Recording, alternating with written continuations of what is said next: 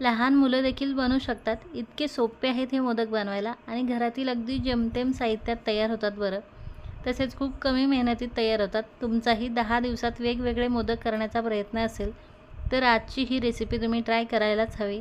मला देखील 10 दिवसात नवीन नवीन मोदक ट्राय करायला खूप आवडतात आणि त्यातल्या 10 दिवसांपैकी 1-2 वेळा तरी मी हे मोदक नक्कीच बनवते, कारण बनवायला खूप सोपे आहे आणि चवीला अप्रतिम लागतात. तुम्ही देखील हे मोदक ट्राय करून पहा, खूप आवडेल तुम्हाला. नमस्कार, मी अमृता. कणिक कुकिंग विथ अमृतामध्ये तुम्हा सर्वांचं खूप खूप स्वागत.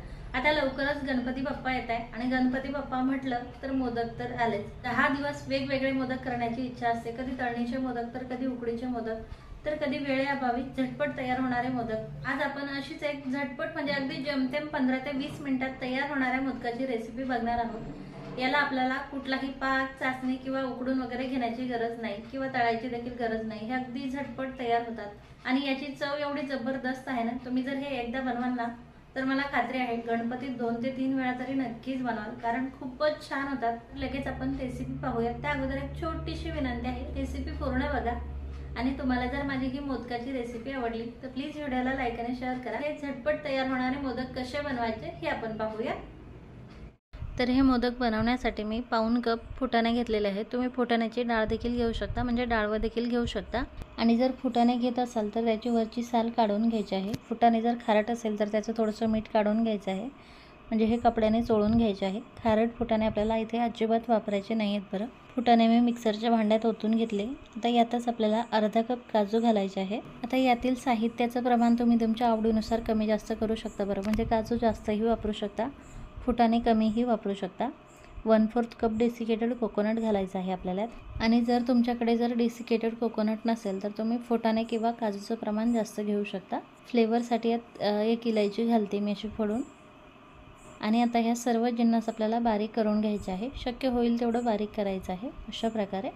आता यातच आपल्याला 1/4 कप मिल्क पावडर घालायची आहे, जेणेकरून आपल्या मोदकाला टेस्ट छान येईल. आणि थोडं व्यवस्थित मिक्स होईपर्यंत फिरून घेतलं की हे आता आपल्याला एका ताटात ओतून घ्यायचं आहे.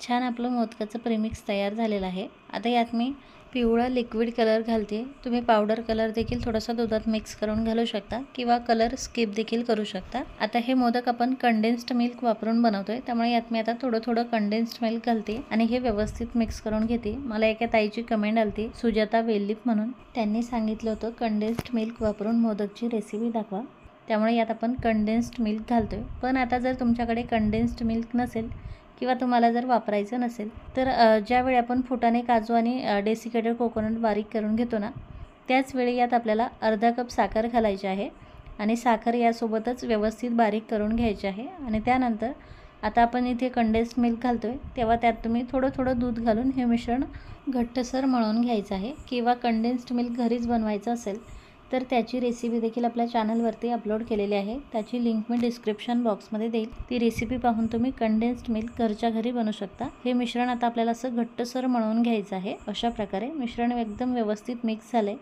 आणि रंगही खूप छान सुरेख आला आहे. आता हे मिश्रण मळून घेण्यासाठी, व्यवस्थित मिक्स करून घेण्यासाठी मला 150 ग्रॅम कंडेन्स्ड मिल्क लागलेलं आहे. आता हे मिश्रण आपलं एकदम परफेक्ट रेडी आहे. लगेच आपण मोदक बनवायला घेऊयात. तर इथे मी हे मोदक गार्निशिंग करण्यासाठी काही पिस्ता आणि बदामचे काप घेतलेले आहे. मोदकाच्या साच्याला आपल्याला थोडंसं तूप लावून घ्यायचं आहे. त्यात हे ड्रायफ्रूट्स टाकून घ्यायचे आहे आणि त्यावरती आपल्याला मिश्रण भरून घ्यायचं आहे.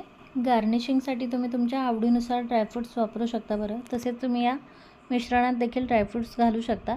आता आपल्याला हा साचा पॅक करून घ्यायचा आहे आणि मस्त दाबून यात मिश्रण भरून घ्यायचं आहे, जेणेकरून या मिश्रणाला मग डिझाईन छान उमटते. या पाकळ्याची जी डिझाईन आहे ना ती एकदम व्यवस्थित उमटते. मिश्रण भरून झालं की आपल्याला आता ही पिन काढून घ्यायची आहे आणि मोदक काढून घ्यायचा आहे.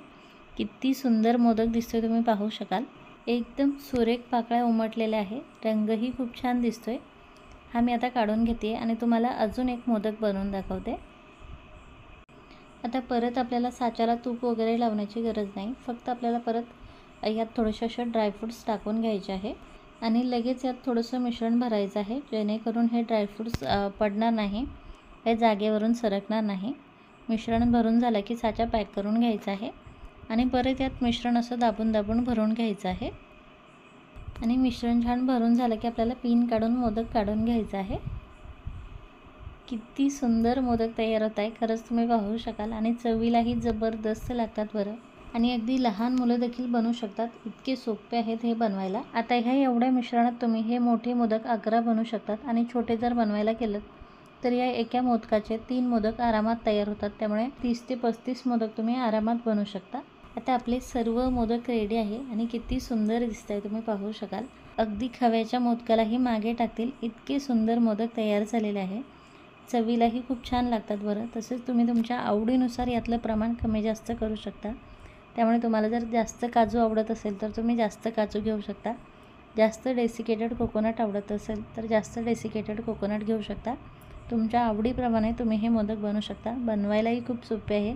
त्यामुळे ह्या वेळेस गणपती बाप्पासाठी तुम्ही हे मोदक नक्की ट्राय करून पहा. खूप आवडेल तुम्हाला.